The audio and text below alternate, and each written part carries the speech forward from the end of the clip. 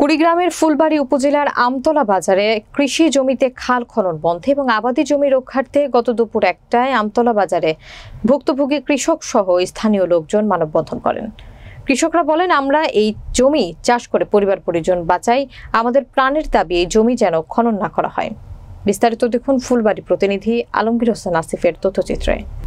কৃষক শহীদুল ইসলাম বলেন, এই জমিতে বড় মৌসুমে বীজ তলা করে বীজ রোপণ করে হাজার হাজার মন ধান উৎপাদন করা হয় এবং সেই ধান আমরা বিভিন্ন জেলায় সরবরাহ করি।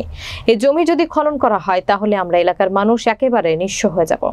আমাদের প্রাণের দাবি এই জমি যেন খনন না করা হয়।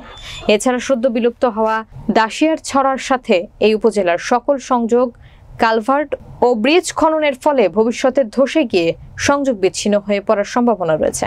কৃষক মোবারক আলী বলেন, আমরা এই জমি দিয়ে জীবিকা নির্বাহ করি, সংসার চালাই। খননের ফলে হাজার হাজার একর জমি আবাদে অনুপযোগী হয়ে পড়বে।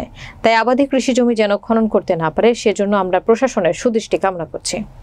এই নদীতে অনেক ফসল ফলাই এবং বিছন্ন পারি জ্বালা পড়ে এখানকার ফসল দিয়ে আমরা অনেক লোক বাঁচি এবং আমিও বাঁচি, আমরা ওখানে আবাদ করি।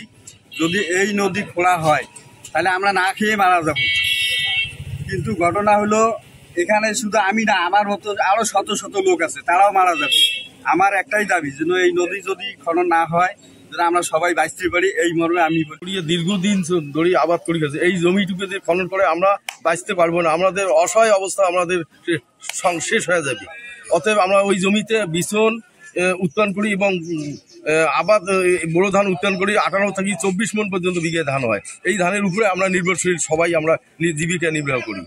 এই জমি খুললে আমাদের খুব লাশের উপর দিয়ে আমার খুঁজতে হবে তাকে।